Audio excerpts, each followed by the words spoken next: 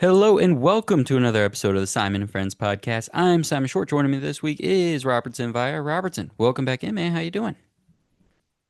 I am doing fantastic. I look forward to this. We've been doing this is the third year, fourth year, Third year. that we've been doing this.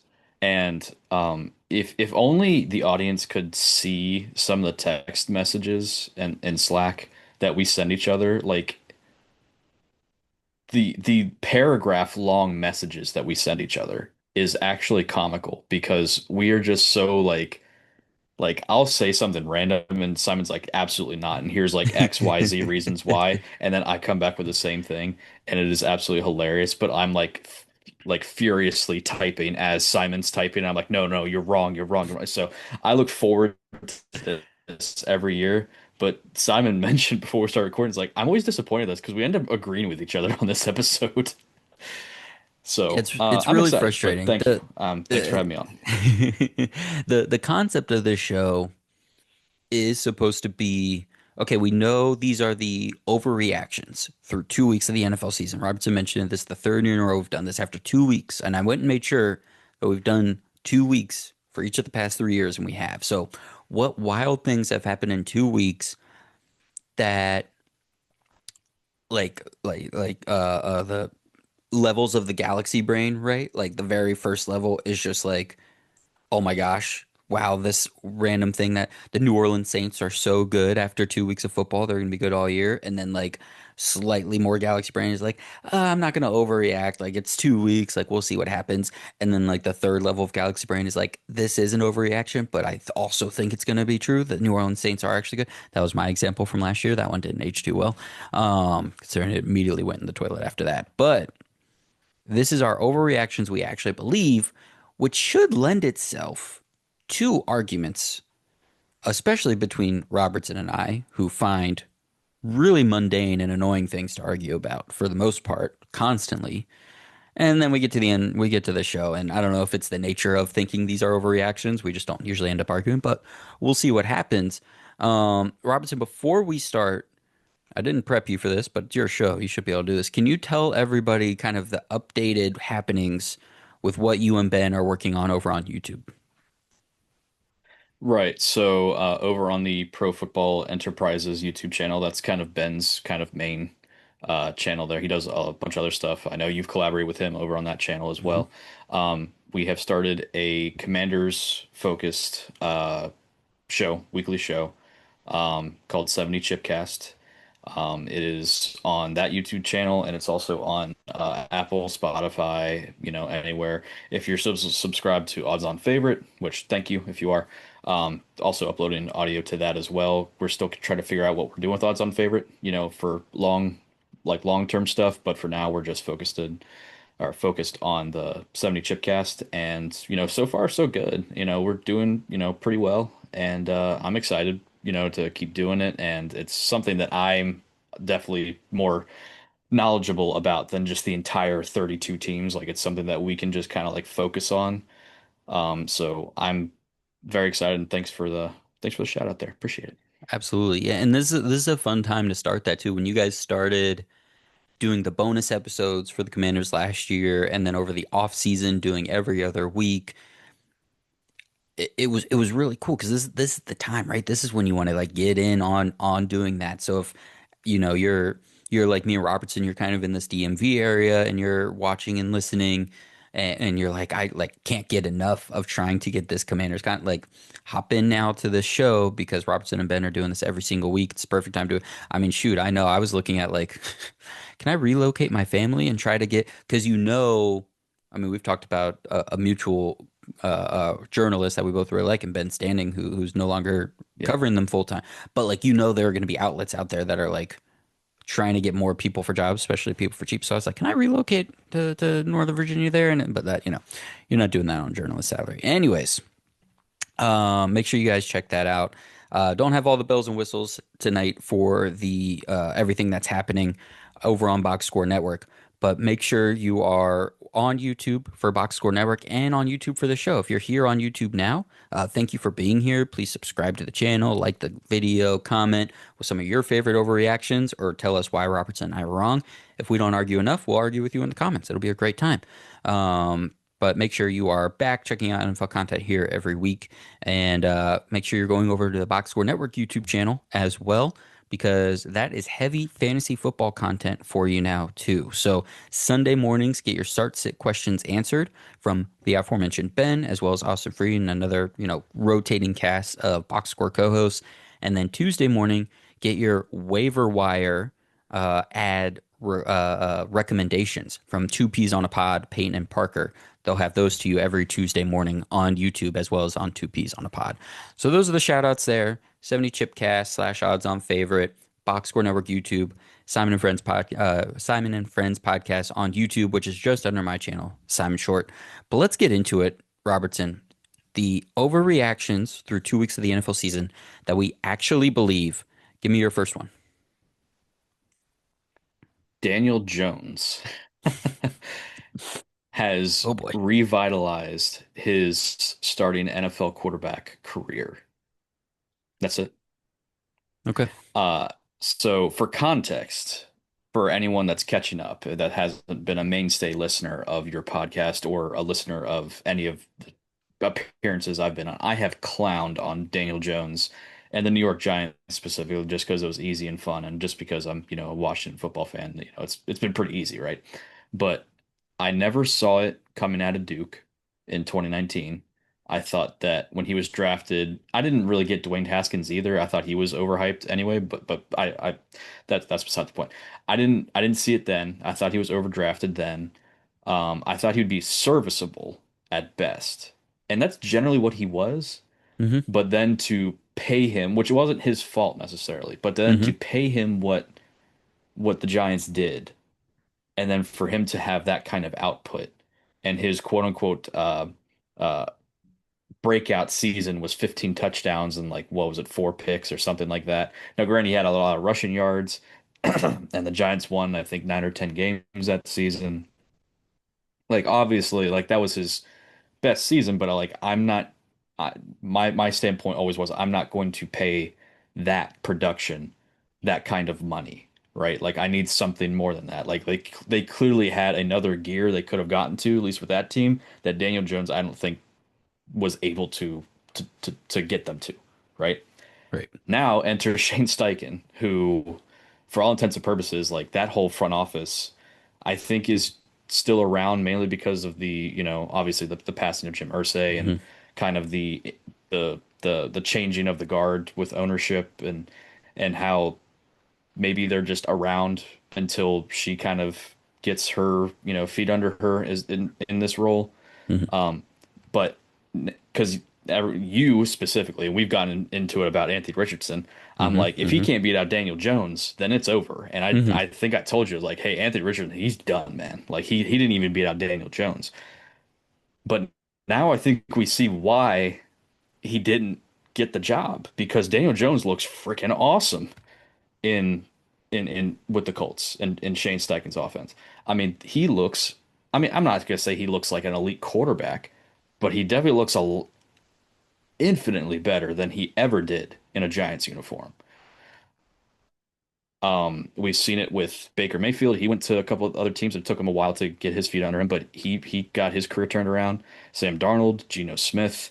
There's been a lot of recent examples of guys who just absolutely failed or just didn't live up to expectations at their first stop, and then they go into a system that just works for them, for, a team that really doesn't have much to lose, and they perform well. So I'm thinking Daniel Jones is next in that pipeline, I suppose, of guys that didn't live up to expectations that now, is great. I mean, his PFF numbers, I mean, I don't get too much into PFF, but he had 79. It was a 79 grade, which I think is higher than any numbers from last season.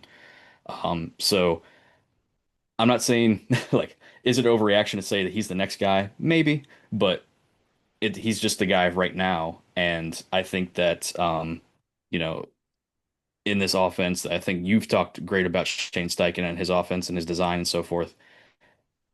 If he can get something out of Daniel Jones, then great. If not, then oh well. But I think he's the next guy to kind of break out in this. Yeah, I mean the advanced numbers love Daniel Jones right now. Second in EPA, he's third in completion percentage over expected. Um, the funny thing is like yeah, he's still just not producing touchdowns through the air, right? He's got two passing touchdowns in 2 games. It's like a 3% touchdown rate. Um, but like the thing is like I look at his like air yards, right? And like his yards per attempt and they're like 9, 10, 11, right? Between the 2 games. And even in his best days in New York, it was like 6, 7, he was I think it's a so I'm gonna say on the overreaction, like I'm not ready to say this is going to work yet, right? In terms of, and I'll have a follow up for what this looks like for you in a minute, but like this is clearly the best situation he's been in. I don't know today because my views on Shane Steichen are so marred by what happened with Anthony Richardson. Um, and we won't get into that today. Odds on favorite though from July, I went back and looked at a couple of things that I was thinking about talking about tonight, including this, and we went in depth on the Colts and the whole QB competition, Anthony Richardson thing. Um, Another argument you tried to start, and I actually bummed you out because I didn't have much fight in me on the Anthony Richardson front, but this is the Colts. I know people were worried about Bortolini and Goncalves being the starters at center and right guard. I was high on them, so I still had them as like a top 10 offensive line. The Giants never sniffed that with Daniel Jones at quarterback, right? Um, the supporting cast infinitely better than Jones ever had in New York, right? There was what, 2 good Saquon years I think while Jones was there. Um, and then the 10 games of him and Malik Neighbors together. But by then, like it was kind of shot. It was done, right? You had all the years of like Hmm. battling through injuries. So like I wonder like between only playing 10 games last year and having like a whole half season essentially to like rest the body and then the off season, like is he just healthier than he's been in like 3, 4 years? Like that's part of it. And then the idea on for him and Steichen of both like playing for their jobs, right? And doing so in different ways. Like Dable came into a situation where Jones was not his guy, and he was like, "Let me just put guardrails up on this guy, right?" Who Jones was a guy who wanted to chuck the ball deep when he was a rookie, when he was second year player, and then he gets banged up a lot. He doesn't have the deep ball accuracy that he once had. I think neck injury, back injury, whatever it was, and you look at his air yards per attempt, it's 5, 6, 7 yards. That season you referenced, before the extension, I think 2022, it's QB run stuff and it's checkdowns and that's it. Wandale Robinson in this one in the slot. And now like he's thrown to the sticks, but he's got so I think Dable was putting guardrails on him and had his own opinions of him and said, "This is the box you're living in." And Jones was like, I'm the franchise quarterback. I've had these issues. Let me just try to not mess this thing up, right? These quarterbacks that have these like low production, low touchdown things, I've seen a lot of it with the Steelers, obviously. And I think that's a mandate of like just don't turn the ball over. Just like move the ball along. We'll kick field goals, whatever. We'll run it in once we get into the red zone kind of thing. Um, and then with now, and so now they move on, right? They're done. He's done. Goes to the Vikings, comes to the Colts, and Sykin's like, please, for the love of God, I need quarterback play. And Jones is like, please, for the love of God, this might be my last chance to play quarterback. And it's this like perfect crossroads for both of them of just like let's YOLO, like let's just go for it, right? And see what happens. And it helps that you've got Michael Pittman, who's a big, nice target who can like get to the sticks and make contested catches. You got Josh Downs, who can get open and separate, but also has the speed for some yak underneath. You've got Adonai Mitchell and Alec Pierce who can stretch the field and be speed threats. You've got Tyler Warren, who's this like already infinitely fun Swiss Army knife. And by the way, you have the league's leading rusher right now in Jonathan Taylor, who I think has like 239 yards rushing in 2 games. So, and it's funny because I was on the other end of the Jones conversation from you and Ben, where you guys were like, absolutely not, can't Hmm. extend him. And I was like, I think you have to, like, just based on where the franchise is, right? And I honestly thought it was a fine contract that they came to because it was a lot of money, but also they got out of it really easily whenever they wanted to, right? Like it was not an issue for them to get out when they wanted to. And but now I'm sitting here like, that doesn't mean I necessarily think like he's gonna go on to have the Baker Mayfield where whether it's this team or the next, he's going to the playoffs, he's leading game-winning drives on Monday Night Football sort of thing. Um, because I do still see the limitations in terms of actually being the person that gets the ball over the goal line. Now, we'll see. I'm gonna watch more, but and see. But I think this is a pretty good situation. So, what the last follow up question I wanted to have for you on this was, he's on a 1 year contract, right? For the whatever it is. Do Right. you think this is a like he can turn this around for the Colts? They can win 8 to 10 games, compete for the playoffs. Ballard, Steichen, and Jones are all back on like 3 year extensions with the Colts after the season, or is this he's auditioning for 32 or 31 other teams right now, and someone is going to pick him up, and he's going to play this like 1 year stopgap quarterback game for a while, or like someone's going to give him a like bridge quarterback contract to like join a new team? Where on that like Baker, Sam Darnold, Geno, I'm trying to think of who else has done this over time. I mean, Andy Dalton has done that, like a one nice 1 year contract to be a starter kind of thing. Where on that spectrum Mac do you think this Jones. goes? Mac Jones. A little foreshadowing. What? So I have the next few games pulled up. So they play the Colts will play the Titans, the Rams, the Raiders, Cardinals, Chargers, and the Titans again. So some tough tests, but nothing like, oh, that's an elite defense. I mean, other than the Chargers. I mean, we saw the Chargers, a couple times, and they've Right. And like played he just played the very well Broncos. So defensively. But like that's a right, great defensive team, and he just had a good game. So right. So the Chargers obviously being the toughest one there, but other than that, I mean, the Rams, they're pretty like they're young, they're scrappy defense. They're improving, but no elite tests. I mean, unless you want to yeah. consider the Chargers an elite defense at this point, which is fine. But so you have this next 5, 6 games, the span of the next 5 or 6 games where you're gonna be like, okay, who are you? Like, Hmm. who are you in this offense? Like, we have the pieces. The pieces around you have been established for quite some time now, like at least 2, 3 years now. Like, what are you? It's up to you to decide what you are in this offense. Now, I think it's more likely than not that he's going to be more of the likelihood of it, it's going to be more in the Geno Smith, Sam Darnold range, where it's like, okay, you just need a franchise to believe in you. You don't need all 32 to believe in Hmm. you. Like, you just need one to give you that, not a multi-year, like 100 million guaranteed contract, but you just need one to give you like 2 years, Hmm. of guaranteed money, or at least decent money. Like kind of like what the Seahawks did with Geno, and the Seahawks again did with Darnold. Like, you just need one team to be like, okay, yeah, I think we can make that work. If it's not the Colts, then someone else. Um, I think that's more likely than the Baker situation. But the Baker situation honestly kind of is what started, with Geno and now Darnold and maybe now Jones. Like, so because I mean, when the Buccaneers gave him that contract, it was kind of like, okay, we're gonna take a big hit in the first year, but we can get out of it in the second and third year. Hmm. And then when they redid the contract, now it's like, okay, you're the guy going forward. Like, we can still get out of it, but like you're like they put their money where their mouth was. Hmm. So I think it's going to be between the Darnold Geno situation more likely than not. But again, who's to say? I mean, he has all the physical traits. I mean, he has a pretty big arm. He's not the biggest, but he has a pretty big arm. He's fast. He's big. Health has always been a question, but he's not a bad like talent wise. He's up there. So there's no reason to think that he can't do it.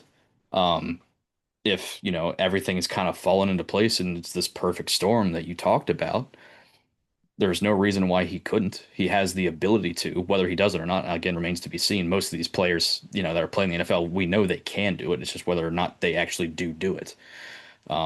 So again, I'm going to say it's between Geno and Darnold, but I think that's a success. Like, that's not a bad thing. Everyone's going to like, well, Geno just threw 3 picks last night, and Darnold, he I mean, they won, but against Pittsburgh, he didn't look that great. and that's fine, but he's still starting and he still has a big contract, you know? So, I mean, Yeah. that I would consider that a win. Yeah, that's what we're litigating here. Like, is the situation going to even arise? Is someone going to take the chance more than what's the success going to ultimately be? And you know, I'm going to defend Gino till the day I die. One tipped pass by the receiver interception, one arm punt interception, and then one trying to win the game interception.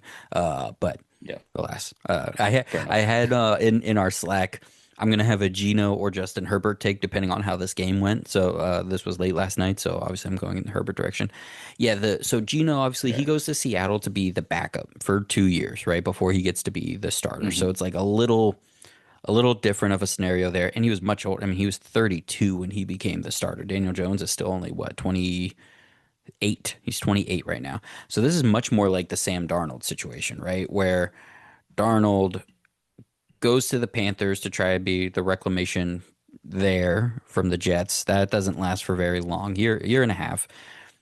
Spends a year as a backup in San Francisco, gets his year in Minnesota.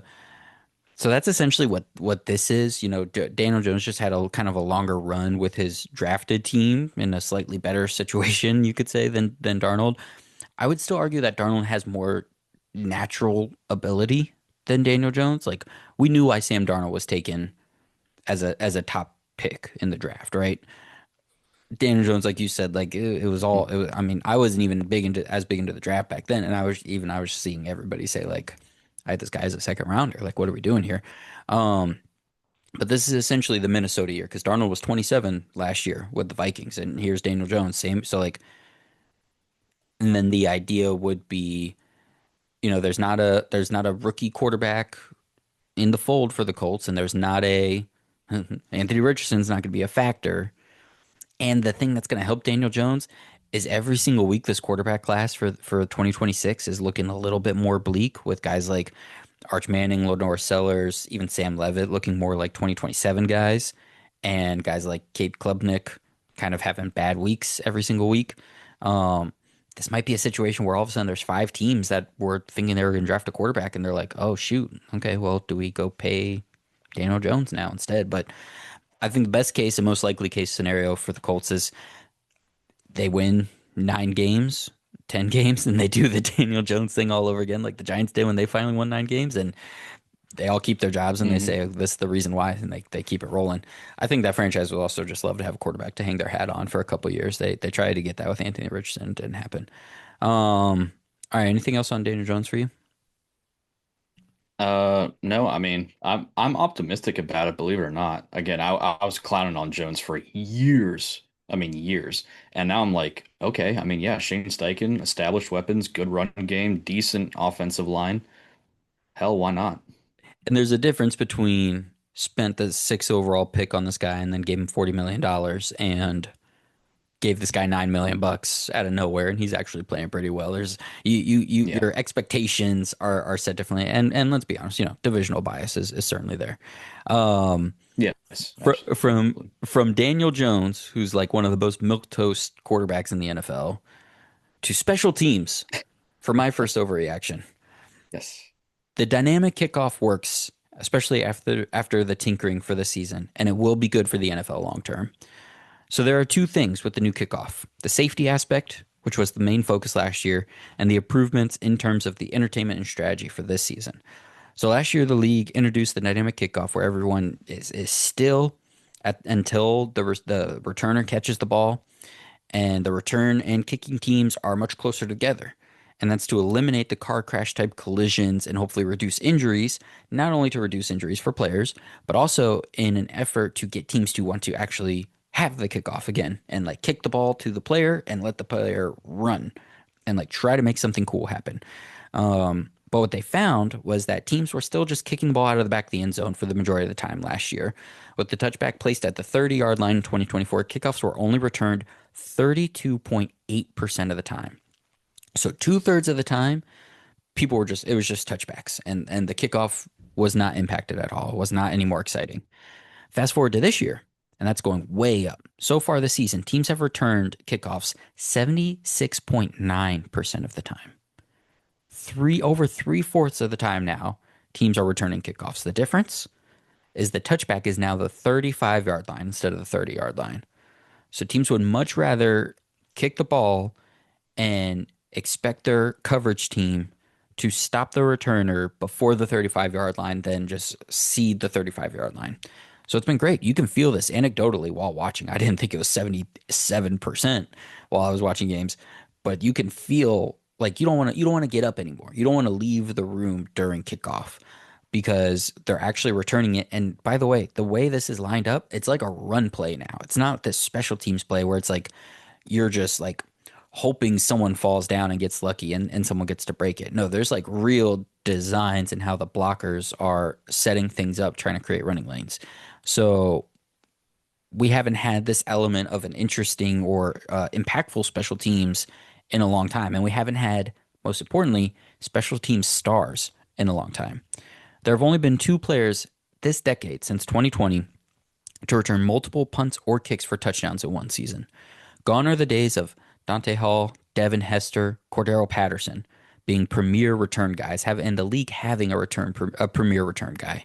2020 was Patterson's last All-Pro season, and we really haven't had anyone take that mantle since. Keyshawn Nixon for the Packers was close. He was a back-to-back All-Pro returner in I think 21 and 22 or 22 and 23, but he only had one touchdown return in across those 2 years. So like, yeah, he got it, but we were all kind of like, okay, this is for sure. Sorry, Packers fans. I'll make it up later. I think these kickoff rules will give us someone will pop up this year, and that'll be our guy. I don't know who it's going to be yet. I don't think it's going to be your guy Antonio Gibson, who has a return touchdown so far this year and leads the league. And Yeah. I forget if he's on kickoffs or punt. I think actually it's because of that game. It's because that stupid Dolphins Patriots games. Malik Yeah. Washington, Yeah. the Dolphins receiver from UVA, is the leading punt return man, and he has a touchdown. Antonio Gibson, kick returner for the Patriots, leads the league in kick return yardage and has a touchdown. I don't think it's necessarily going to be those two. Um, but I think we're gonna get a guy on one of those unit on the kickoff unit because it feels so much more like this could actually happen. So how are you feeling about dynamic kickoffs? How are you feeling about the new rules?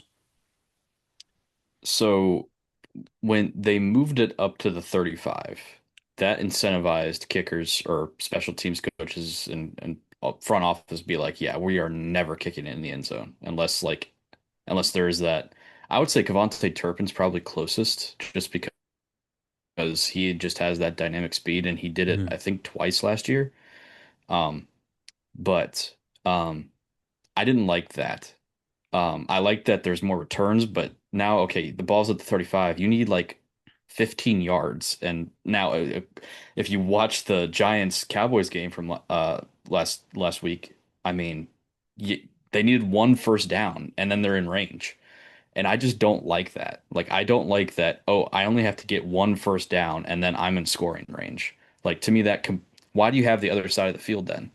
Like to me, like that, just put the ball at the 40, and then just have them go and just start every drive that way, I mean, I don't see a point in starting the ball at the 35. It's like, okay, one first down, and that's it. Like I'm, people complain like the baseball purists and stuff like that are they're ruining the game and all that. I guess I'm now considering myself one of the football purists. Like I This don't is like great. all I these didn't think this would be the changes. place we argued, but here we go. This is fantastic. What are you talking about? Kick the ball at the Yeah, 10, kick the ball to the 10-yard line, and go tackle the guy. How much more pure football right. can you get other than kicking the ball out of the back of the end zone? Okay, so, well, I'm not done yet. So I, Okay. I All like right. that I just there's saw more an opportunity returns. for us to Okay. argue. I tried to take it.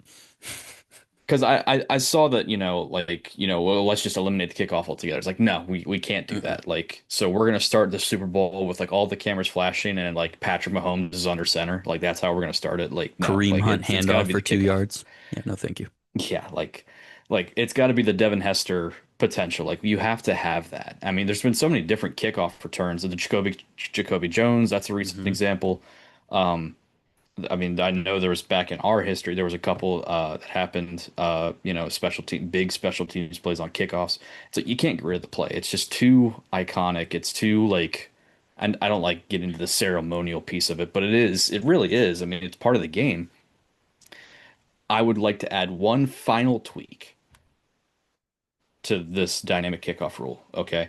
Because I've noticed that like it used to be like because obviously the distance and other factors. like kickers, they used to like almost sprint up to the ball and like kick the bloody piss out of it. Hmm. Like they would just like, and you could see like they were really trying. I don't know if you've noticed, like they're just like jogging up to the ball and like barely tapping it to get it downfield. I have one final tweak, and that is if you get it through the goalposts, instead of the 35, it's back to the 20 or 25 or something like that. You push it back 10 yards. So if you get it through the Hmm. goalposts, then because I mean these kickers, I mean look, I mean Loop, Aubrey, the kid Little from Jacksonville. There's so many guys with like just huge kicking power, like Hmm. huge legs that they could probably do it, especially with a running start. Like if you get it through the goalpost, then the opponent starts at the 20 or 25. Like that would be my one final tweak to make it just that much more interesting. Because then it's like, okay, if you miss, then they're at the 35. You know what I mean? Like I that Hmm. would be my one final tweak to it. But It's overall, I fun. like the more returns, but that Hmm. would be my one final suggestion. So so that's fun, but I mean I think you're right. I think every kicker could do it if they really wanted to. And then you could because then you could get into like would teams ever make another roster spot for another person? Because like the fear would be like pulling a hammy, right? Pulling your kicker's hammy, and then he's out the rest of the game, kind of thing. So can do you have a third string running back, right? Who can just boot it, right? I'm sure Right. teams have Yeah. this. So that would be kind of fun, and it would be cool to see a couple times. But I'm pretty convinced it wouldn't take very long for people to be able to figure out how to do that really consistently, and then we're just back to where we started, where we're just like, oh, the kickoffs don't matter anymore. Um, Especially with the rules that while we're talking Yeah, about but special like teams game nuances. situations, Maybe you can only do it would like be really maybe you can different. only do it in like the fourth quarter or something like that, or you can only do it like once a game or something like that. If we're gonna do the whole like you have to announce an onside kick thing and it like Right. there's no more surprise. If we can limit it in some way, because I want more returns, and you're saying Right. you're Yeah. enjoying more returns. I want another kick returner, man. I want another person like you said, Devin Hester, that like if it's playoffs or it's Sunday night football and you pan to them back there and it's like, oh man, anything could happen. I want that. I don't know who that guy would be yet. Maybe I'll think of it for the podcast next week. But uh I enjoy it. I've enjoyed seeing it again. And yeah, like I don't want people to start at the 35 either. Like unless yeah, you get literally that one first down, then we're kicking a 60+ yard field goal. Like that's pretty cool too. But um I the idea of the 35-yard touchback, it's working because we're seeing, less than a quarter of the time people are opting for that decision. And then we also, by the way, elephant in the room, we get the wrinkle of Caleb Johnson letting the ball land in the landing zone, go in the end zone, and then the Seattle Seahawks just jump on top of it and get a touchdown. Like there's so many other things that can happen too with the way this is set up. Overall, I'm just happy this is here, and I guess the overreaction is I think somebody is gonna come out of this and we're gonna have a meaningful all pro return man again, and I'm very excited. All right. That was slightly more spirited, but also nice and short too of a debate on the dynamic kickoff. So good for us. What do you have next? I was wrong about Brock Purdy. So me and you have gone kind of back and forth about Brock Purdy. Like we always go back and forth about quarterbacks. Like I thought that he was like you had to pay this guy. Like Hmm. he like because I I see what love you're the saying. Okay. underdog, the seventh Hmm. round, underdog. Like okay, this guy's got something. Like I'm from the Taylor Heineke mold. Like I love the scrappy guy that like defies all odds, right? That's why I was like so on Brock Purdy. Like Hmm. this dude is doing stuff that like no one ever expected him to do, and it's working. Hmm. Like he went to the NFC Championship game twice. Okay, right? Twice? Yeah, I think Sounds twice. right. I'm right. I'm right about Well, that, right? technically, yeah, technically, I think he got that Yeah, one of those games was where he got hurt, but yeah, he did it twice. yeah, right. So I was like, why would you not extend this guy? Why would you not pay him? Like I understood the limitations, right? Because, we've seen other quarterbacks be brought in and it just doesn't work with Kyle Shanahan. Like it works to a point, like with Jimmy Garoppolo and so forth, but like Brock Purdy was like the best example. Like Hmm. everything just seemed to fit right. Hmm. And then enter in Mac Jones, and he looks just as good, if not better, than Brock Purdy did. Like at any point, really, in throughout his San Francisco career. Now, I again overreaction because it's one game, Hmm. right? But I was wrong about Brock Purdy because it is a system. It's not the quarterback. Because again, if you have not saying like Nick Mullins and CJ Beathard and all these host of other guys and Trey Lance, not to say they weren't talented, not to say that they weren't decent backup quarterbacks, because they are, but they're not starters. Not to say that they couldn't work in any offense, but for Kyle Shanahan's it just didn't work. But his offense is so quarterback friendly because I'm thinking like, okay, they're going to trade for Kirk Cousins. It's going to be a perfect marriage, and like, although he can't move, like it should be enough for them to do well. I was like, Mac Yeah, Jones is going it's to fall flat perfect. on his face, and and like they're just going to go get Kirk. And then Mac Jones throws for like nearly 300 yards, three touchdowns, and you know, 49ers are rolling. They're 2-0, and everything's great. And I'm like, why did this work? This shouldn't have worked.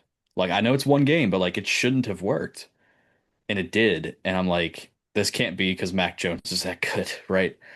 It has to be Kyle Shanahan's off. It's like that cognitive distance is like, well, that Hmm. can't be Mac Jones, right? That can't be, it's got to be Kyle Shanahan. But then, okay, if it's Kyle Shanahan and I was wrong about Brock Purdy then, because he's not that guy then, and they wasted all this money. So now I'm like, I don't know what to think anymore. So like that's my overreaction. Even to myself, I'm like, well, I was wrong about Brock Purdy. Like he's just another guy. He's just I'm eating a lot of crow today in this podcast. I'm Yeah, wrong about Daniel Jones, this wrong is about Brock interesting. Purdy. I don't know what to do Like with all I'm this. I'm reversing course on a lot of this stuff It's until we get to because the next one. Just it's wait. because I got on that show in July and was like, yeah, it's over for Anthony Richardson. You're like, all right, I'll start taking it easy on time. Um, yeah, the Mac Jones thing is funny, man, and I haven't gotten to go back and watch this game yet, mostly because it's against the Saints. I'm not sure I'm motivated to do that. I was Fair higher enough. on the Niners this year than I had been in a while. Um, and it was strange because I didn't really want to be because I really don't like the defensive roster. But we were going into a year where McCaffrey was supposedly healthy. We dropped the preseason award show where I named McCaffrey my offensive player of the year, and then the next day the calf issue pops back up. Now listen, he's been a workhorse through 2 weeks, so like I think he's actually fine, but that was a moment for me. Um, I was high on the 49ers offense this year because through all the issues, they were a top 10 offense last year by every single metric. And the thing that I came around to on with Brock Purdy in his, I don't know if it was just at some point last year or maybe even a little bit before that, was like he does all the baseline Shanahan stuff, but he has just a little bit more juice than a Garoppolo does, than a Beathard does. Guys we've seen work with Shanahan before. Mullins is different. Mullins has all juice and not quite not quite the baseline you're looking for. Yeah, right. But Yeah. so it's just that like little extra kick, which like when you're Jimmy Garoppolo and you're 1 foot away from a game-winning touchdown pass in the Super Bowl compared to the Chiefs, maybe that just like extra little wiggles all you need is the only difference you need. So it was fine. But this was, I think, just a good reminder. I don't know if I'd say they're gonna like regret the Brock Purdy decision necessarily. But I think this is a good reminder that like yeah, there's still a pretty high floor with Shanahan when he wants it to be. Now they have all the like the years of like it goes totally into basement when it's not the way Shanahan wants it to be when everybody gets banged up. But it is also the funny element of like Mac Jones is who Shanahan wanted all those years ago anyways. So like what if he had just had Mac Jones Yeah. and they Yeah. didn't do Trey Lance and they didn't trade all that stuff and they got to backfill this roster a little bit so it wasn't as decimated as it is right now. Um, Hmm.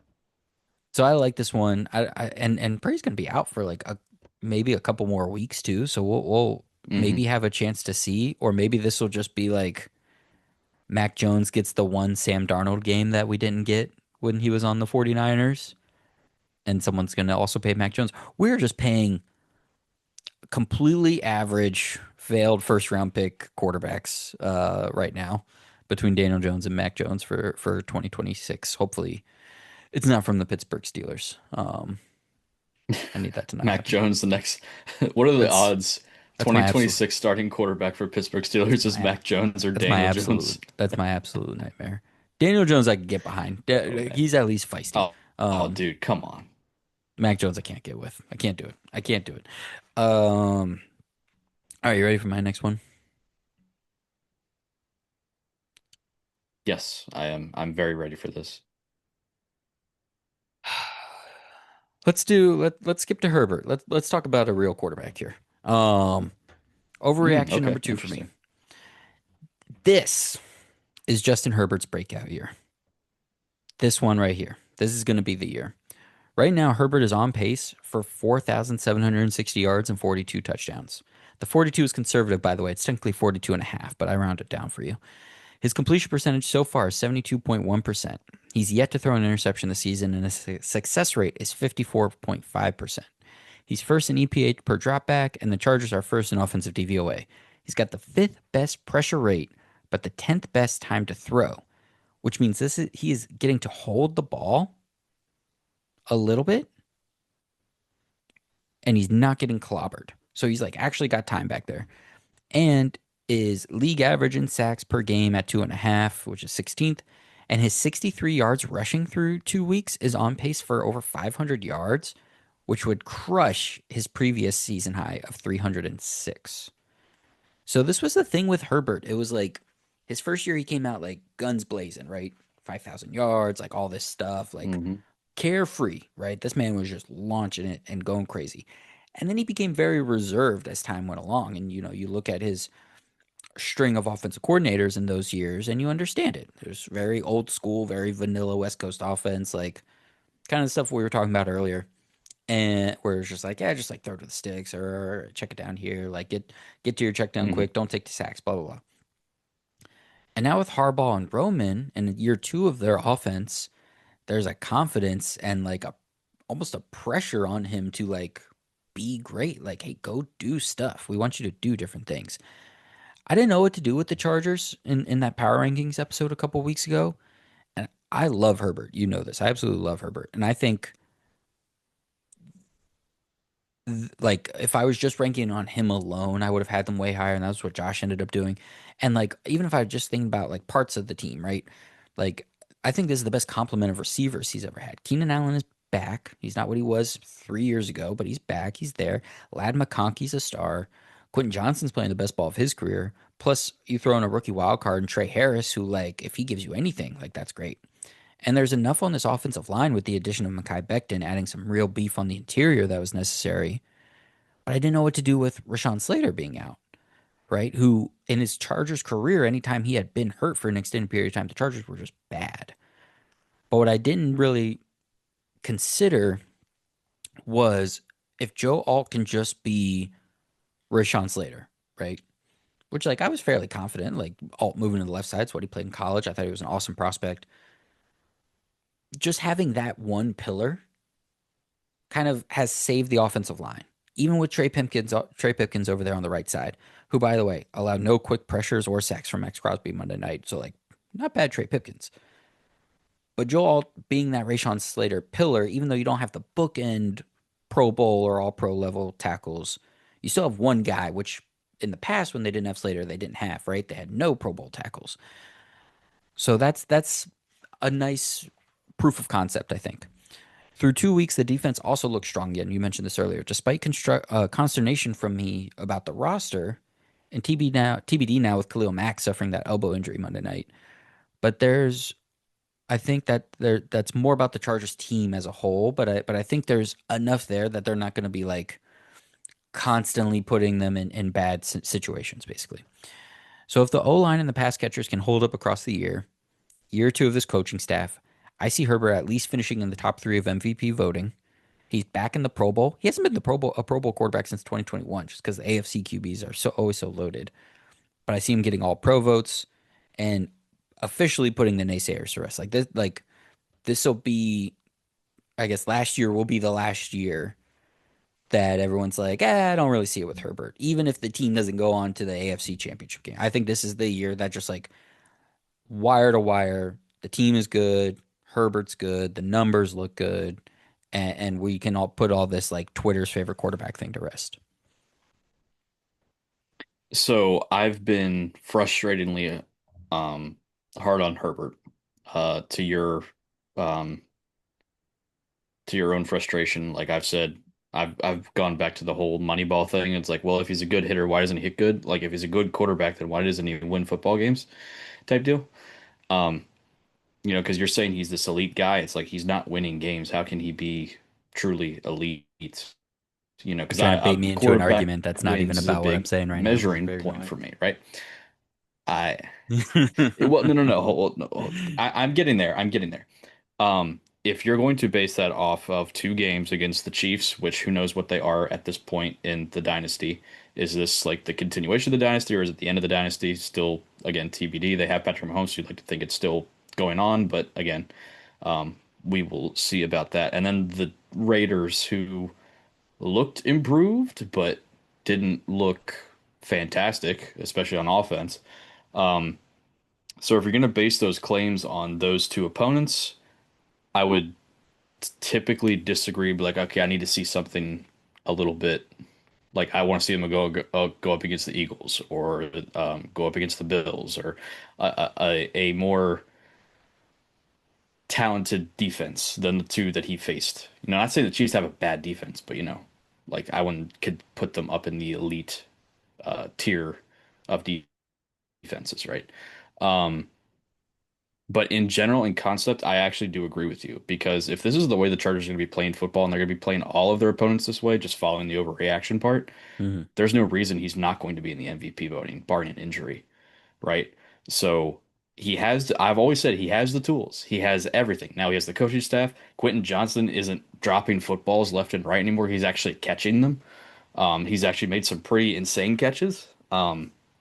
So if he's the first round receiver that they wanted him, to be, then there's there would be zero excuses because he also has Amarian Hampton, who I was really high on coming Mhm. out of UNC this year, and I know you really like Najee Harris. I'm not as big on him, but now you have a run Slow game down with on Greg the really Roman. like Najee Harris. He's Well, fine. you you He's you he's were you were okay with Najee he's Harris. he's useful. I would call him useful. He had some nice pass pro last night, Monday night. Couple Okay. nice catches. Yes. Um, so now you have a running game with Greg Roman designed, a run game. Okay, and now you have Herbert with receivers that are actually going to catch the football, and you have the coaching staff with Harbaugh. There, there's no excuse anymore, and Burrow's down, right? The Chiefs look vulnerable. Hmm. There, I'm actually agreeing with you 100% on this. He should be the MVP of the league. They should be battling with Buffalo and Baltimore for the number one seed because there are zero excuses now. You have everything you could possibly need. You have a defense. Again, remains to be seen how elite they are, but they seem to be approaching that tier if they're not there already through 2 weeks. There's no excuse. None. You have to at least get to the divisional round in the playoffs this year, and you should be in the MVP voting. If you're not, then I'm sorry, dude. You're not that guy. You're not that guy, pal. You're just I think we can acknowledge if they don't get there, there's something wrong with him, and if there's not like piles of injuries. Well, we're not going to acknowledge that because you moved the goalpost, and this has always been my argument for it. But when you quoted Moneyball, what's the quote? Um, if he's a good hitter, why don't he If he's a hit good good? hitter, why doesn't he hit good? Yeah. But then for Herbert, you said if he's a good quarterback, why doesn't the team win games? Shouldn't it be? Well, Should no baseball is no a no very no, individual. Baseball's individual. Baseball's individual, not team. is is the ability of a quarterback to throw the ball imperative on how well the defense plays or how well the offensive line blocks in the run game or how well? the receivers catch the ball, like you just mentioned, with Johnston and the pass of Mike Williams, and there's this has What always been the have what have goalpost. what This have is what have all of the elite quarterbacks that you would consider elite, what have they all done? Won in the playoffs, gotten to the playoffs multiple times, who is oftentimes because of them, not in spite of them. who's the best if we want to go full first take here. Who's the best individual second player that the Chargers have had since Herbert has been on the team? Would you say? Gosh, I would say a healthy Mike Williams or a healthy Keenan Allen, Okay, but is that getting your innards going? Like a Tyreek eh, Hill, a Chris Jones, Travis Kelsey, um, look, Roquan I mean, Smith, Kyle Hamilton. Which, by the way, like does Lamar, and I love Lamar. This isn't a Steelers anti-Lamar thing. I absolutely love Lamar. Lamar's never made the conference championship. He's only made the divisional round a couple times. Um, but is this any of those guys or Derrick Henry or um who else can I pick off from the Ravens? Mark Andrews in his prime, or is this the Bills and all the guys they've had cycle through that defense? Or Stephon Diggs, obviously, or even James Cook right now, Deion Dogs. Like it hasn't been until like, and there's obviously Derwin James, but like he's been hurt through a lot of the career, and he plays safety, and like he's always changed positions based on like who the coach has been. I'm just saying we moved the goalpost for Herbert. And the idea that we could also talk about like from a draft perspective. Now the Ravens are weird because they moved back up to get Lamar at 32, but that first pick was still what 25, Hayden Hurst wherever he was taken. All those other guys mhm, were had to the team had to trade up to get them, right? So like the team was already better positioned, whereas the Chargers were starting with Herbert at the fifth overall pick. Now it's been a long time. They've had to build teams, and I'm not even saying Herbert's perfect, but I'm that was right. you got us down a road. There you go. We got our argument in. The point of this is everything is set up. The rushing yards is what really gets me, and like his air yards per attempt through 2 weeks, Yeah. and his yards per attempt through 2 weeks is up by 2 yards. And what he's just And this was such a big thing going into last year where Harbaugh just wanted Herbert to be more aggressive. And Hmm. I don't think he's heard that since he's been in the NFL. Hey, go throw interceptions. Go get sacked. Like hold on to the ball, make something happen. Go run the ball. Um, those are the parts that are encouraging me because like when Greg Roman came in, it's like he does a lot of like QB run stuff, Kaepernick and Jackson. Like, what is this gonna look like? But like Herbert can run, man, and he ran more Yeah. last year than he had in his career, except for one of the years, I think, if I can pull it up quickly and double check that. Yeah, the 306 yards was his career high since 2021 when he had 302 yards. Um, but like I said, now he's on track for 500. So if he's buying into that part and just like going for it, um, could be a special year for Justin Herbert. All right, Yeah. Robertson, it's already. Oh, before we get into our last one. Our last two apiece here. I do want to remind everybody that not odds on favorite, uh, because CONCACAF is still coming out with episodes, so it's not the prime soccer season, but you can still get your soccer fix from because CONCACAF. Dom and Andy this week break down a chaotic September window of World Cup qualifying, including if Suriname or Curacao, I'm such a loser, make their World Cup debut, plus a vibe check on the U.S. men's national team after two very different friendly matches. Hope everybody enjoyed me reading those countries. So yeah, check out because CONCACAF and again Box Score Network, the YouTube channel. Check out this YouTube channel as well. Tricky Takes also launched their own YouTube channel for the Tricky 50. So if you're a fan of that Mhm. episode every week for fantasy football, go check out their YouTube channel. All right, Robertson, we're on to our last two here. What is your last overreaction that you actually believe? Caleb Williams will be benched before the end of the season. Technically, he got benched, didn't he? Didn't Tyson Technically Bagent get in? speaking, but No, it's is it one not. of those situations where like okay, is he actually get benched or is it like okay, we want send Tyson Bagent out there to be a body bag Now, um before you dive into everything else, or punching I bag want to rather. get specific. Is it like mid-game and he's back starting next week? Is it mid-season and he's done for the year? Is it like faux injury? He's taken 3 weeks off to settle down and then we'll get him back out on the field. Uh, I have a 5% conspiracy theory that that's what the Vikings are doing with JJ McCarthy right now. Um, Shout out John Boyd, who does not think that's the case. They did tape up his ankle in that game the other night, but just a theory I have. But anyways, what kind of benching is this? This is the kind of benching that's going to get Ben Johnson fired. Um, yeah, so we've seen this before. We've seen hotshot coordinator, you Hmm. know, that's highly coveted go to their first head coaching job and they're just out of their depth. Yep. Like they're just, and I suspected this was going to be like Ben Johnson was going to be one of those guys for years now. I don't know Hmm. if we've ever had conversations about it. I know me and Ben have. It's like there's always been questions about, at least when you're in Detroit, it's like Ben Johnson's not the most vocal guy. Hmm. Like he's not like the in your face Dan Campbell or sometimes Mike Tomlin or Hmm. a Ron Rivera type guy where he's just gonna get or gosh, I can't think of the other like Harbaugh. Yeah. Like Hmm. they're gonna get in your face and like, Ben Johnson was never like that guy. And I think that that doesn't that has a shelf life, but at the same time, like a Mike McDaniel, right? Like that doesn't work either. Like we've seen that, right? Hmm. It's not working now.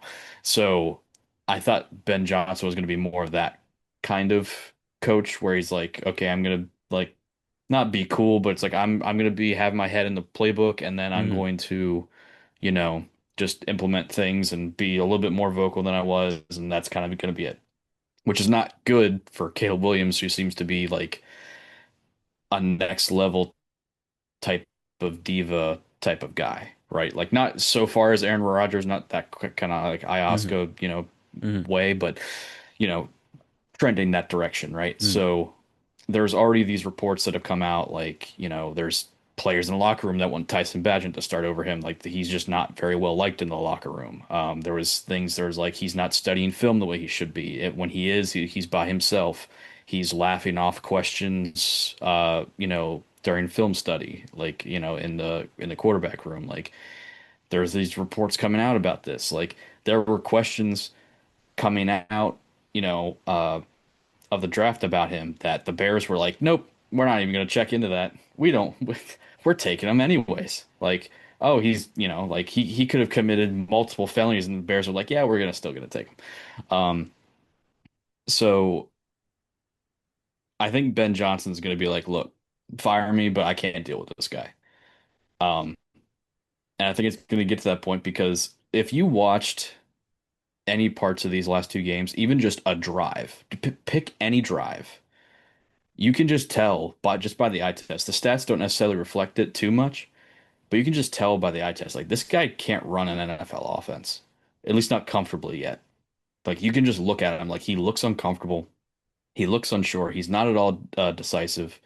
He holds the ball for so long, like to the point where you're screaming at the TV, like, get rid of the ball, do something. And you'd think that it'd be a little bit better than last year, but it almost looks worse.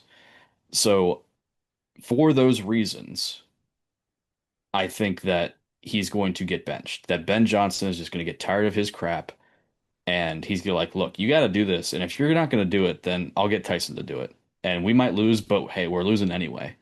So like I'll take the guy that's going to listen to me and do what I say, as opposed to you who's just going to go out there and YOLO at every single play because you think you're the star of everything. And I think that's where this is headed. Let me see. I want to get his time to throw while we're here. He is actually holding the ball longer than he was last year on average. I wonder if we extrapolated Yeah. the first two games from last season. I bet I could do that at some point. But his time to throw right now is just over 3 seconds, 3.09. And last year he got it down to 2.92. But he was, through 2 weeks last year, he was holding the ball longer because he was trying to do more of that, his USC stuff. And then Hmm. he he pared that down and then was just trying to get rid of it too quick. I did pull I'll come back to Ben Johnson, but I did pull Caleb Williams' stats through 2 weeks last year to this year just to see if there Hmm. is a difference.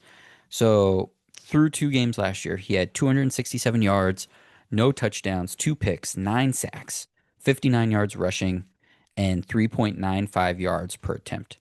This year, 417 yards, so 150 increase, three touchdowns, one pick, much better TD interception, six sacks, 85 yards rushing with a touchdown, and 6.45 yards per attempt.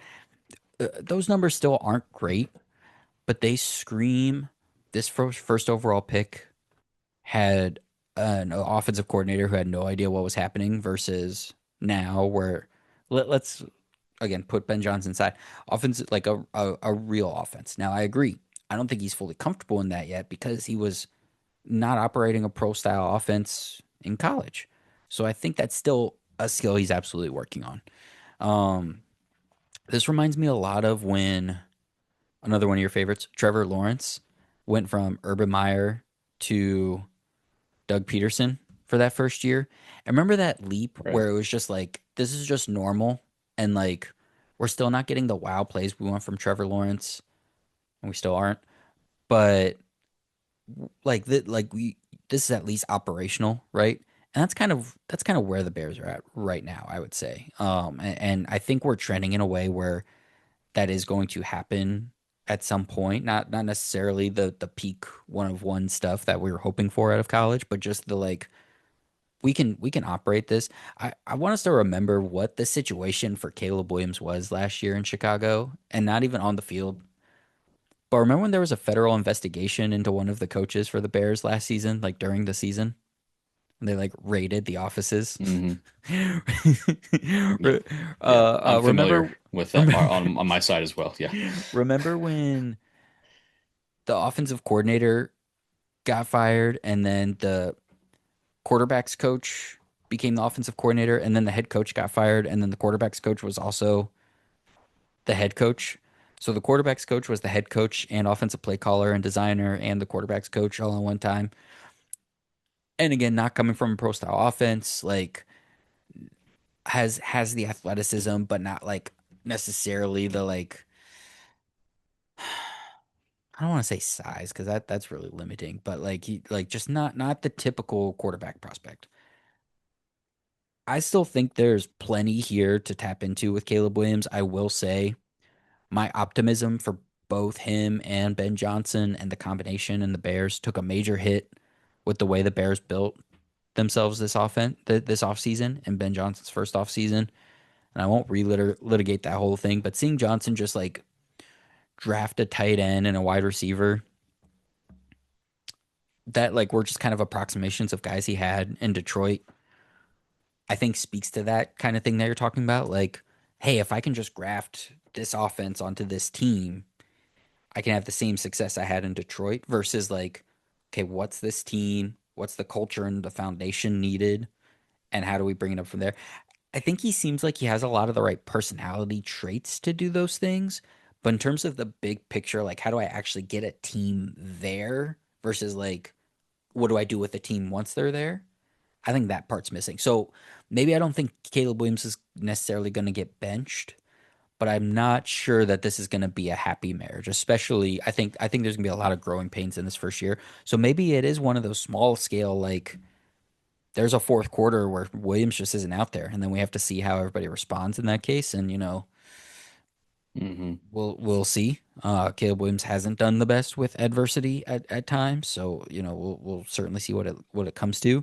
I still think there's a world where this works. Certainly, there's several worlds where this work, but I am also nervous. I will say, and you referenced Well, a lot of those reports that came from that Tyler Dune story.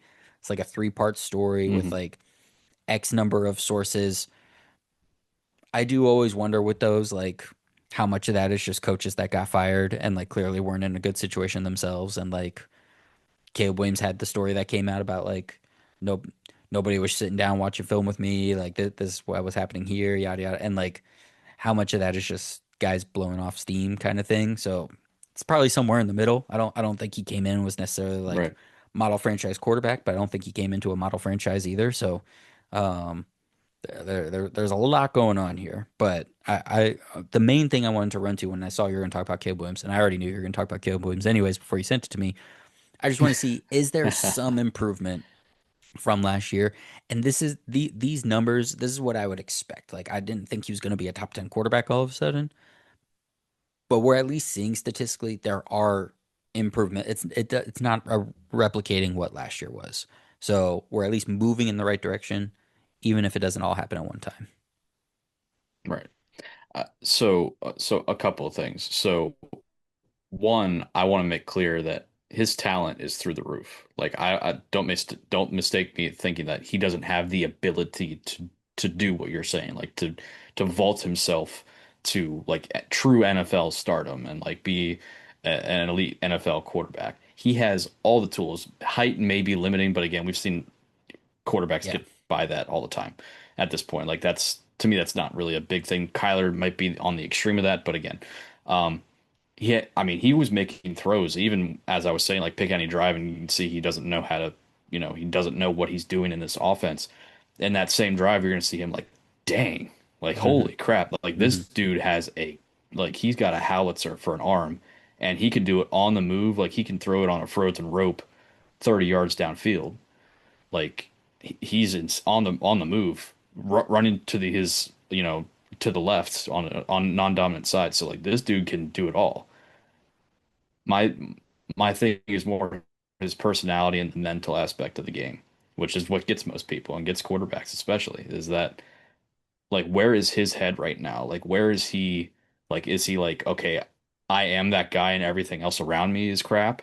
Or is like, oh dang, like is he going to reflect like, oh, I'm the problem? Like is he going to have that revelation sooner rather than later? Because by the time he does, I'm afraid it's going to be too late, And then at that point he's going to already be benched and he's not going to have that revelation. He's be like, "Oh, everyone else around me is out to get me." Like it's hmm everyone else's job that's more important, not mine, like because we've seen that happen unfortunately with several star quarterbacks or hmm like that have promising futures or a promising season, RG3, and like they're not allowed to have that revelation themselves. It's like, "Oh, everyone's out to get me." Like type of mentality, and hmm he seems to unfortunately have that, and I hope that changes for his sake and for Bears fans. I mean, my God, I hmm sympathize with you, like me of all people, right? So I don't want this to happen. I would love for him to work out, but I just don't. I've never thought that his personality and his headspace is just in the right place to be an NFL quarterback, especially for a team like the Bears who just can't get it right. If what's the most likely outcome is he ends up in that Trevor Lawrence, Kyler Murray. Trying to think off the top of my head if there's anybody else that I would put in that group, but that tier of like quarterback 12 to 16, where and like this is most first overall picks, right? Like it doesn't usually work out for first overall picks for Yeah, one no, it reason or doesn't. another. Yeah. I've heard this phrase before about Kyler. I think it was from the Athletic Football Show with like Derek Klassen. The Mendoza line of quarterback. Like this is like the bare You're right. minimum that you would want for your franchise quarterback who like you give the extension to, maybe not top of the market, but like a real like extension to. Like Brock Purdy probably falls into this somewhere. Like Hmm. this can be your franchise quarterback. And maybe that's disappointing as a first overall pick. But Ben and I have also talked about a lot about like what's the value of the 16th best quarterback who like meets that threshold, and like it's way better to have that guy than it is to not have that guy. Yes, you'd obviously love to Yeah. swing for the guy that can be an all pro top 5 top 10 guy, but there's only so many of those, clearly. So now like if you're just like just give me a guy that I can like glob onto and like he gives us a chance to win every single week, and like more times than not is actually the reason our team wins, like I think we can still get there, and this marriage can still work out. And that's probably like Right. on a Yeah. bell curve, right? The middle and like what's going to happen most of the time and where we're probably going to end up. And but there's still worlds down here and down here that the visual people on YouTube are seeing me interact with my hands, where it's like, yeah, he's benched in like week 8 and it's toast and Ben Johnson's done, and then or like he becomes a top 5 All Pro quarterback, and we'll see. But I think that was fairly measured by you when it comes to Caleb Williams. So good on you, good job. Um, Here's my last one. Here's the last one of the night. The Packers are the front runners in the NFC. Just they're the number one team. They're the best team in the NFC. They Even the Eagles are chasing them. So the Packers made my inner circle of Super Bowl contenders after the Micah Parsons trade. The perennial top 5 offense had no major losses on that side of the ball and had rounded out a defense with the additions of Parsons and cornerback Nate Hobbs this offseason, which finished 8th in DVOA last year. Through 2 weeks, the Packers are 2-0 with convincing wins over the Lions and Commanders, two playoff teams from last year. They held both teams to 200 or fewer passing yards and 51 or fewer rushing yards. That 200 is a little bit off. It's something else, but it's a good number. Um, Yeah. for a grand total of less than 250 total yards for each team. Last year's defensive metrics, 8th in DVOA, they were really high in EPA too, were very influenced by an unreal run of forced turnovers. My Green Bay forced 3 turnovers in each of their first 4 games last season and forced multiple turnovers in 7 of their first 8. And that's not sustainable, right? You just can't do that for 2 years in a row. So far in 2025, just 1 turnover forced. And yet they are first in DVOA, third in EPA, third in yards allowed, and fourth in points allowed. And that's without Parsons and Hobbs even playing large roles yet as they work back from injury. Hobbs only just started playing last week, and he was rotating at outside corner. And Parsons obviously is mostly coming in on passing downs. He's at like 54% of the defensive snaps so far. So through 2 weeks, the Super Bowl champion and biggest blockade to this take, Philadelphia Eagles, seem comfortable slogging their way to wins. 16th in points and 29th in yards, relying on the steady run game and stellar defense. Let's not forget they finished outside the top 10 in DVOA on offense last year. It was just a fantastic end of the season and dynamic run game. That pass game, and overall offense never became elite on their way to a Super Bowl until the playoffs. Um, Meanwhile, if Green Bay is going to maintain their high octane offense plus a top 5 defense, top 7 defense, they're going to be wire to wire the front runners in the NFC. How are you feeling about the Packers? What's that ceiling with Micah Parsons, and then where do they stack up against the Eagles right now? So I actually don't disagree with you completely. There are obviously questions I think that still need answered. Hmm. One of them being that has nothing to do with the Packers, it's the Eagles. It's like, okay, the likelihood that Saquon is going to be healthy for 17 games is like incredibly unlikely. Like especially after last season, like there's all kinds of statistics on running backs that rush for 2,000 yards in their following season. It's usually either severe decrease in production or it's battling injuries, if not major injuries, right? Hmm. Um, so there's a lot of historical data on that. Number two is like, there was making waves where it's like Chris Jones was like, you didn't even have 100 yards passing. He was talking smack to Jalen Hurts. And, he's like, yeah, but I won the game though. So that's the frustrating part about the Eagles is like Jalen Hurts doesn't need to be great, but Right. what happens when that defense like doesn't perform? Because there's going to be games, I'm saying that there's going to be games where the defense isn't great Hmm. because they still have new pieces. They're not as good as they were last year, at least on paper. And it, you know, so there's going to be times where they struggle. It's like, okay, can Jalen Hurts get them out of that, especially if Saquon's injured?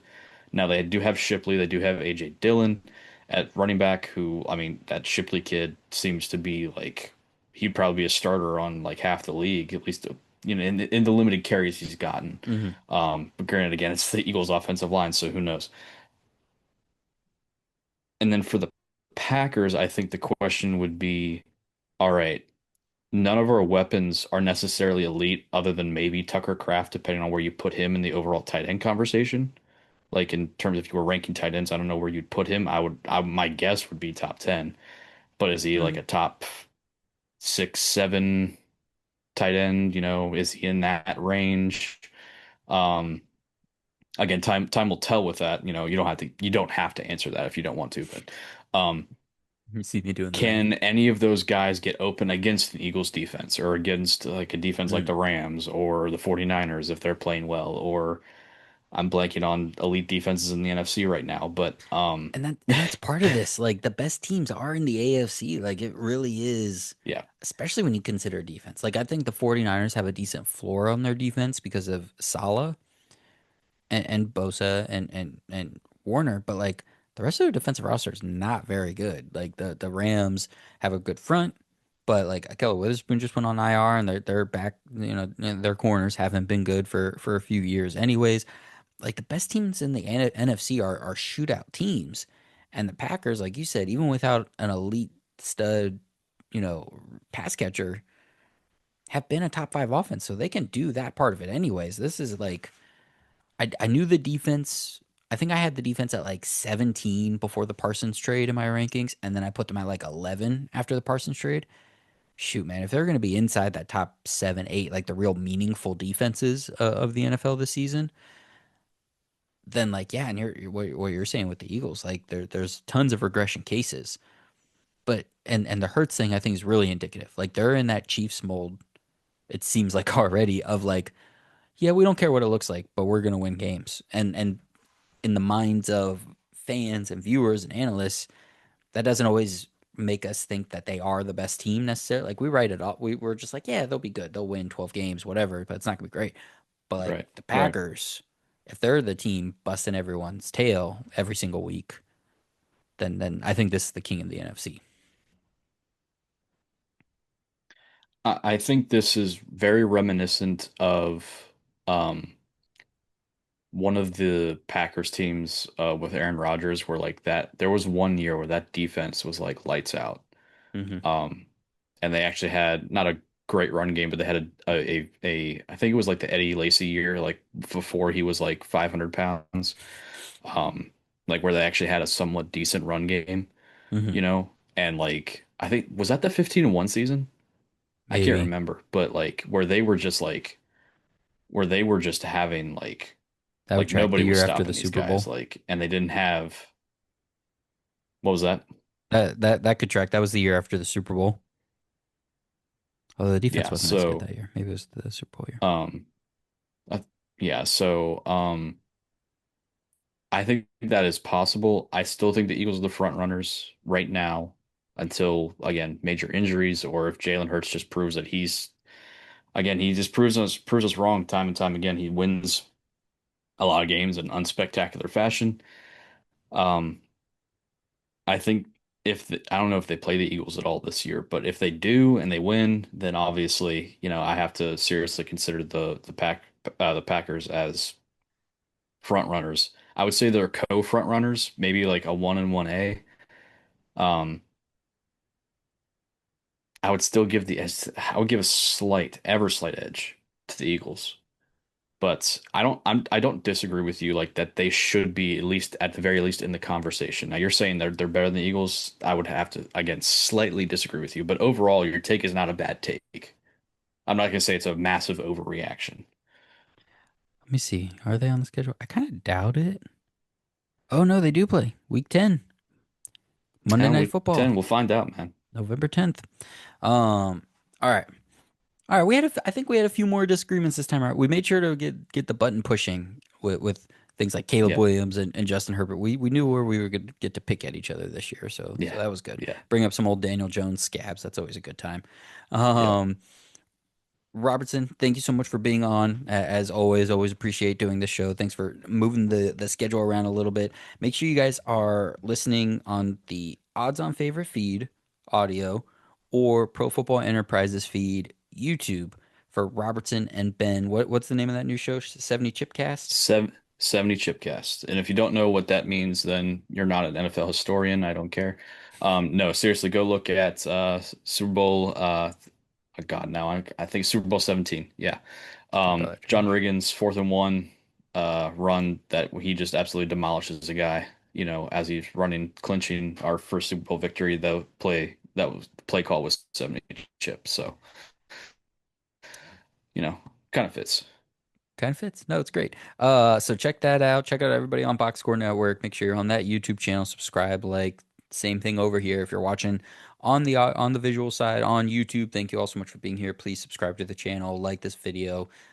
Leave us comments on what you thought of our overreactions. Give us some of yours.